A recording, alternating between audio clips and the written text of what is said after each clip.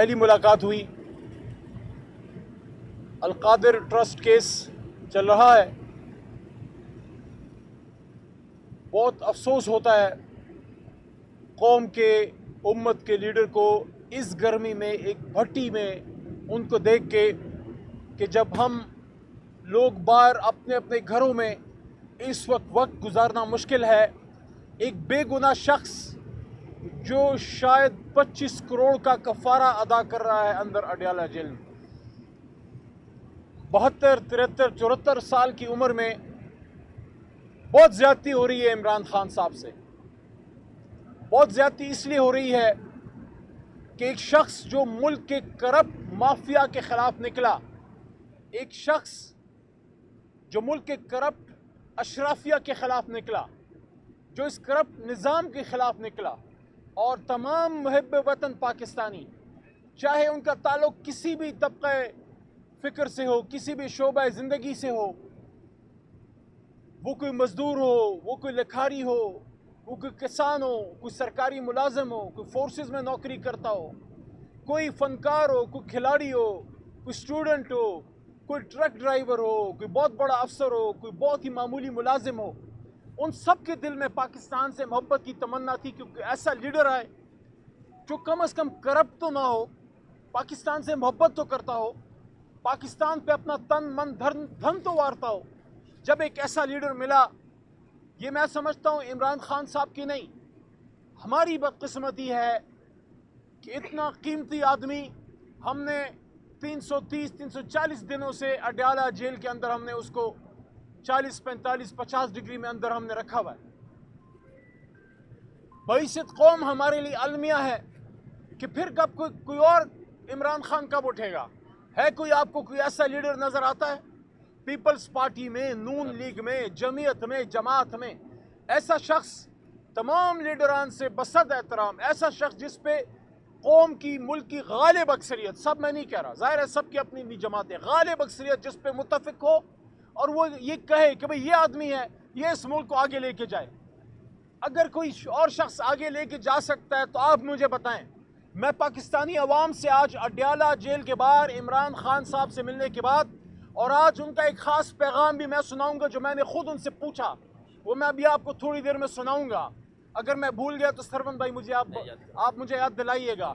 लेकिन मैं पाकिस्तानियों आपसे पूछना चाहता हूँ, मैं आपसे ये पूछना चाहता हूँ कि 2 साल से तो इमरान खान वज़ीर आज़म नहीं है, 2 साल से तो इमरान खान पाकिस्तान के इक़्तिदार में नहीं है, इमरान खान तो गोलियां खा के जेल में बैठा हुआ है। आज आपकी हालत क्या बेहतर हुई?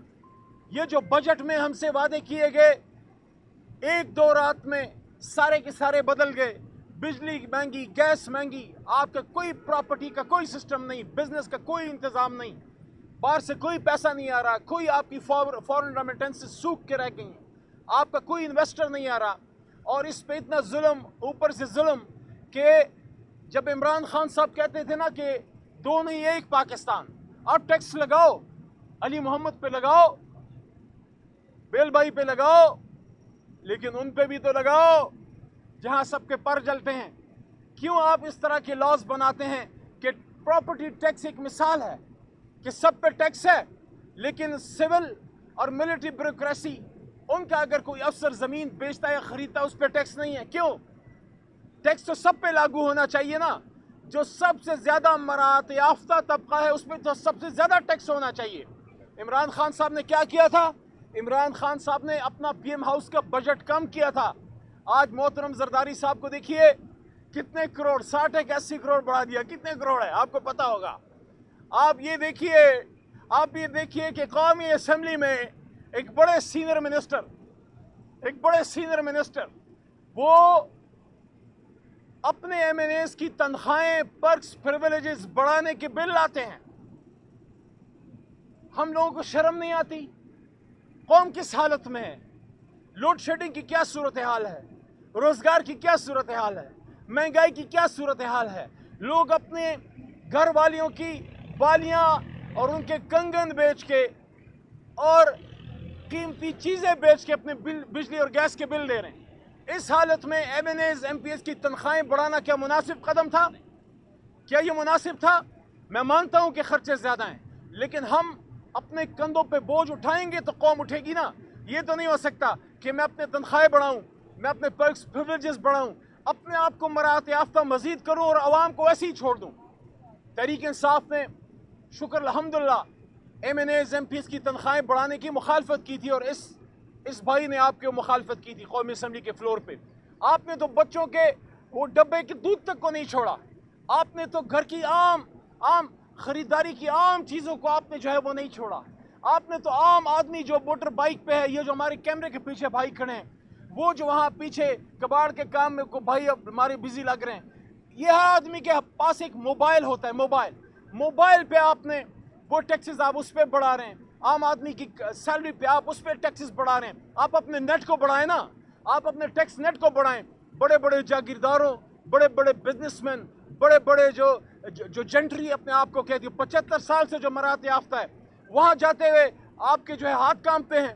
کوئی پتلی گردن والا, کوئی نرم گردن والا ملتا ہے اور دباتے ہیں. سرکاری ملازم کو اور دباتے ہیں جو 15-16 گریڈ کا ہے, 4, 5, 7, 8 گریڈ کا ہے. عام جو آپ کا بزنس مین طبقہ ہے جو کریانہ سٹور میں بیٹھا ہے, اس کو آپ دبائی جاؤ. لیکن جس کی موٹی گردن ہے اور خاص کر جس میں سریا فٹ ہو, اس سے آپ 440 واٹ بلی سے اتنا نہیں ڈرتے جتنا آپ اس اشرافیہ سے ڈرتے ہو. پھر آپ کہتے ہو ہم نے عوامی بجٹ بنایا. خود آپ کے وزیر اعظم فارم 47 والے قومی اسمبلی میں کہتے ہیں کہ یہ تو IMF کا بجٹ ہے. پہلے تو کوئی لیپا پوتی ہوتی تھی, کوئی شرم حیا ہوتی تھی, بندہ کوئی کہتا تھا, کوئی بات کرتا تھا, کوئی بہانہ بناتا تھا. اب کھلم کھلا کہتے ہیں کہ یہ تو IMF کا بجٹ ہے. تو ان حالات میں پاکستانیوں آپ سے پوچھتا ہوں, 2 سال سے تو عمران خان جیل میں ہے, پھر آپ کی کیا حالت بدلی, آپ کی زندگی بدلی. وہ آدمی تو کرونا میں نکلا ہوا تھا. جب دنیا میں کرونا میں بزنس بند تھا, ہمارا 3 کی GDP سے ملک چل رہا تھا. وہ اس کو مزدور کی فکر تھی, اس کو غریب کی فکر تھی. غریب کے ساتھ بیٹھ کے وہ اس کے ساتھ زمین پہ بیٹھ کے کھانا کھاتا تھا. یہ ایک سگنیفیکیشن ہوتی ہے, یہ ایک میسج ہوتا ہے کہ آپ کا وزیر اعظم آپ کے ساتھ زمین پہ بیٹھا ہوا ہے. لیکن آج جو میں عمران خان صاحب کا ایک خاص میسج قوم کو دینا چاہ رہا ہوں, 6 جولائی کو ہمارا جلسہ ہے اسلام آباد میں. ہمارے سینئر وکلاء بھی موجود تھے اور آج طویل گفتگو ہوئی. خان صاحب سے میں نے پوچھا کہ خان صاحب اس جلسے کے لیے پاکستانیوں, خان صاحب سے میں نے پوچھا کہ 6 جولائی کے اسلام آباد جلسے کے لیے آپ کا پاکستانیوں کے لیے, اپنی قوم کے لیے اور خاص کر اپنے ورکرز تحریک انصاف کے ٹائیگرز اور ٹائیگریسز کے لیے, کارکنان کے لیے کیا میسج ہے؟ خان صاحب نے ایک لمحہ سوچا اور پھر انہوں نے کہا, علی آپ ان کو کہیے آزادی, آزادی, آزادی کے لیے ہر قیمت چکائیں گے. اور انہوں نے کہا رول آف لا, اور پھر حضور نبی کریم صلی اللہ علیہ وآلہ وصحبہ وسلم کا حوالہ دیا اپنے میسج میں کہ حضور صلی اللہ علیہ وآلہ وسلم نے فرمایا تھا کہ تم سے پہلے بڑی قومیں اس لیے تباہ ہوئیں کہ طاقتور کے لیے قانون اور ہوتا تھا اور کمزور کے لیے اور ہوتا تھا. تو خان صاحب نے مجھے کہا کہ علی پاکستانیوں کو کہو کہ ہماری سٹرگل رول آف لا کی ہے کہ طاقتور کو قانون کے نیچے لائیں. تو 6 جولائی کے جلسے کے لیے عمران خان کا میسج ہے کہ یہ جولائی حقیقی آزادی کے لیے ہے, یہ جلسہ 6 جولائی کا, اور ساتھ ساتھ ہماری سٹرگل قانون کی حکمرانی کے لیے ہے, رول آف لا کے لیے ہے, جہاں طاقتور اور کمزور قانون کے سامنے برابر ہوں گے. جس طرح حضرت عمر فاروق رضی اللہ تعالیٰ عنہ فاروق اعظم نے فرمایا تھا, اور اکثر عدالتوں میں لگا ہوتا ہے کہ میرے لیے سب سے طاقتور سب سے کمزور ہے اور سب سے کمزور سب سے طاقتور ہے. اللہ تعالیٰ ہمیں ان بڑی ہستیوں کے نقش قدم پہ چلائے جن کی بات عمران خان کرتا تھا, جس کو آپ نے آج جیل میں ڈالا. وہ وزیر اعظم کی کرسی پہ بیٹھ کے قوم کو ایڈریس کرتے ہوئے کہتا تھا کہ پاکستانیوں, نوجوانوں, آپ حضور صلی اللہ علیہ وآلہ وسلم کو فالو کرو, ان کی سیرت کو فالو کرو. اور اسی لیے آج میں نے خان صاحب کو یہ بات پھر یاد دلائی کہ خان صاحب وزیر اعظم ہاؤس میں جب فارم 47 کے وزیر اعظم شہباز شریف صاحب تشریف فرما تھے, ان کی موجودگی میں نے یہ بات کی, آپ کا حوالہ دیا کہ اسی ہال میں اللہ کے 100 ناموں کے نیچے جب امت مسلمہ کی لیڈرشپ کو عمران خان نے اکٹھا کیا تو عمران خان صاحب نے ایک بات کی امت مسلمہ کو کہ آؤ مسئلہ فلسطین, مسئلہ کشمیر اور امت کے مسائل پہ ہم ایک اسلامک بلاک بنائیں. اور اس وقت میرے کان کھڑے ہو گئے کہ ابھی عمران خان کو نہیں چھوڑیں گے. یہ بات میں نے قومی اسمبلی میں بھی کی اور آج عمران خان صاحب کو یاد دلائی. تو انہیں تھوڑا سا تبسم کیا, مسکرائے, ان کو بات یاد آئی. انشاءاللہ جلد خان صاحب ہمارے بیچ ہوں گے. ہمیں حوصلہ نہیں ہارنا, مشکلات بہت زیادہ ہیں لیکن 6 جولائی کے لیے ہم نے نکلنا ہے. پاکستانیوں جہاں بھی ہو, آپ نے اس جلسے کو اگر ہوتا ہے انشاءاللہ جو ہونے والا ہے, آپ نے کامیاب بنانا ہے. کیسز کے فیصلے قریب ہیں, ہم پر امید ہیں کہ عدت کا کیس نزدیک ہے, اس کا فیصلہ نزدیک ہے. آج ریزرو سیٹ کا کیس بھی سپریم کورٹ میں سنا گیا.